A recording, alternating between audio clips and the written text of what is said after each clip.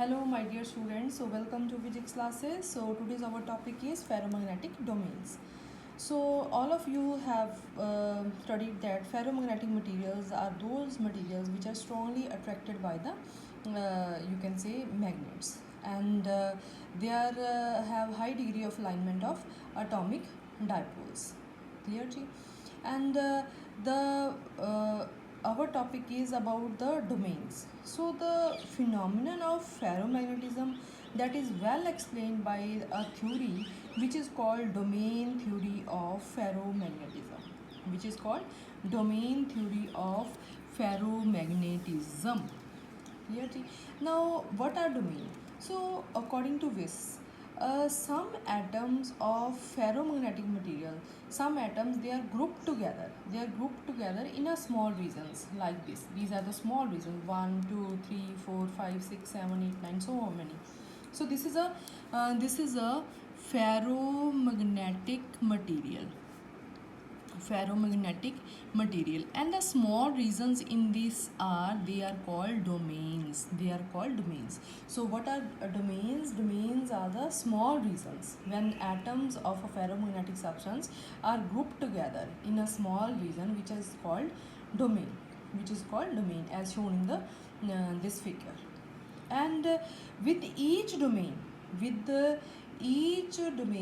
there is a, that is called a special form of interaction. With each domain there is a special form of interaction which is called exchange coupling that we have studied in the previous lecture. Exchange coupling, so among the adjacent atoms, which what is the purpose of this, which renders the, what is exchange coupling do, which renders the dipole moments of all atoms within the domain to get coupled in the same direction, so to couple all the domains in the same direction, and that is exchange coupling do. And when they are arranged in a same direction, then what is strong, that is the dipole moment, magnetic dipole moment. This is M, magnetization, to provide strong magnetization. So but in the absence of external field, when there is no external field, the domains are distributed in random directions, random manner. See, this domain have dipole moments in this direction, this is in this direction, this all are randomly oriented dipole moments. So in the absence of magnetic field, the domains are distributed in a random manner. So please pay attention, in a random manner in the absence of magnetic field, and there is no magnetization outside. On being subjected to increasing magnetic field, when we apply a strong magnetic field, these domains start align in the direction of magnetic field. So all, if magnetic field is in this direction, all domains, dipole moments will be in this direction when we apply magnetic field. Clear? So all will be in this direction. Clear to all?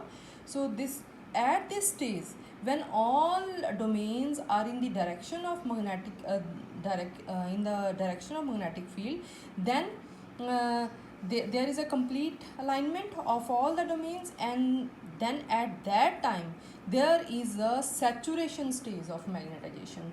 The material is highly magnetized, or saturation state of magnetization. Then some important points which are in this material, they are very important. What are these important points? So first of all, important point is the temperature.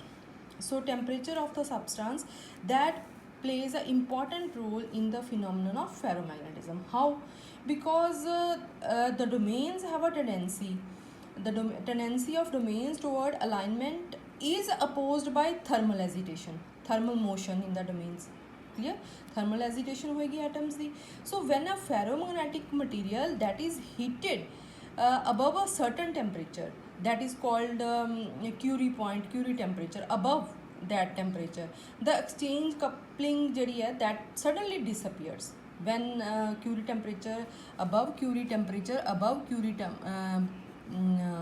temperature. Then exchange coupling that disappears, clear.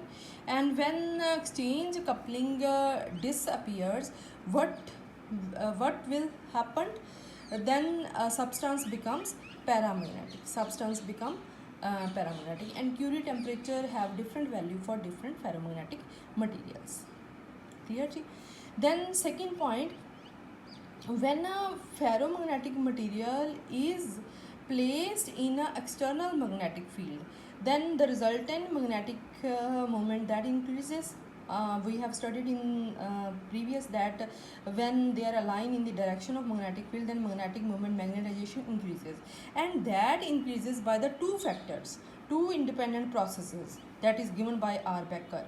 And what are that important processes, independent processes? That is, the first is this is unmagnetized specimen. This is unmagnetized specimen. And the two independent processes are, first is by the motion of you can say domain walls, clear. So by the motion of domain walls, so this is motion of, you can say motion of domain walls, or you can say magnetized by domain growth.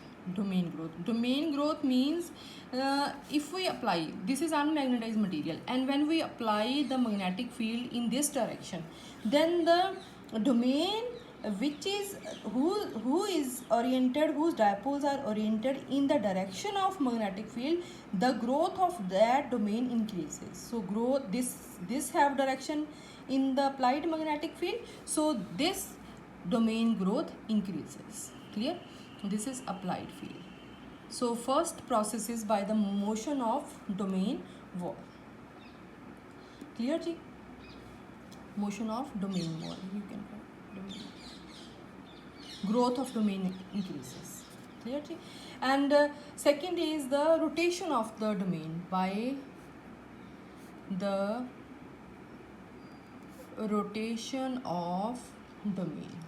So B part by domain rotation,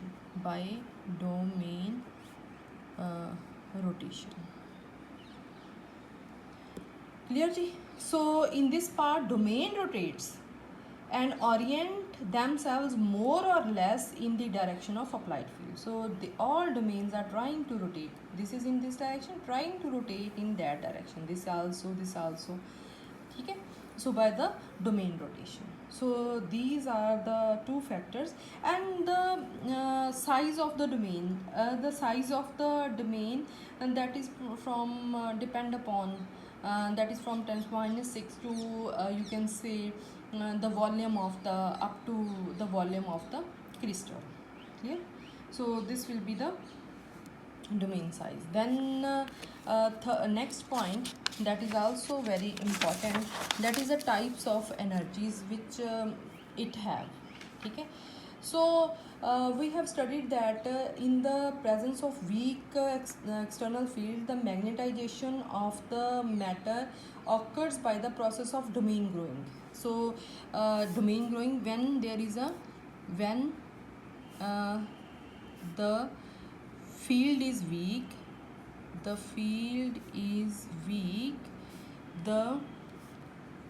magnetization is by first process, the process of domain growing, ठीक है जी.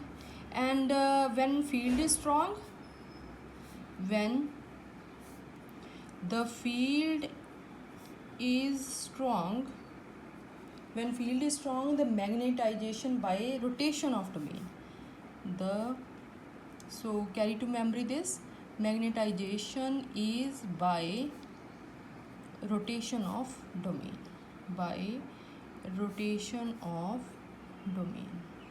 clear ji. So this is very important two factors. Then about the total internal, this is all about the domain. Then is about the total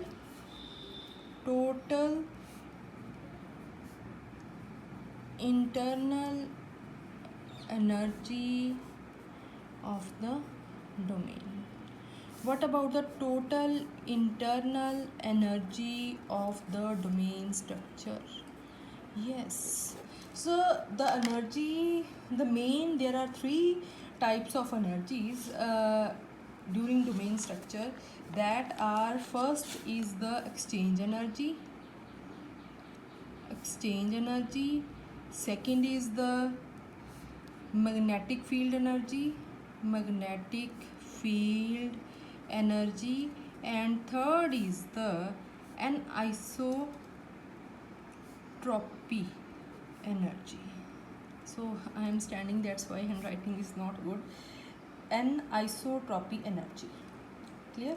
So the origin of domains is understandable by the three types of energies, and uh, according to from the, we can also understand this from the thermodynamic principle, that in equilibrium we know that the free energy of the system is minimum. Clear? So the main contribution to internal energy in a ferromagnetic materials, that is exchange energy, magnetic field energy, then is anisotropy energy. Clear ji? Exchange energy, what is exchange energy? Exchange energy, that depends upon the spins, and it is lowered. Exchange energy have low value when spins are parallel. When spins are parallel, this is low when spins are parallel. Clear ji? And magnetic field energy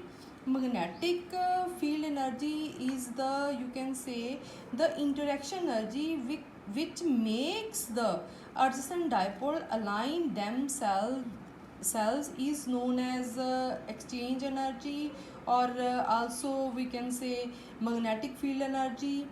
Clear? Exchange energy and magnetic field energy, they are of nearly same.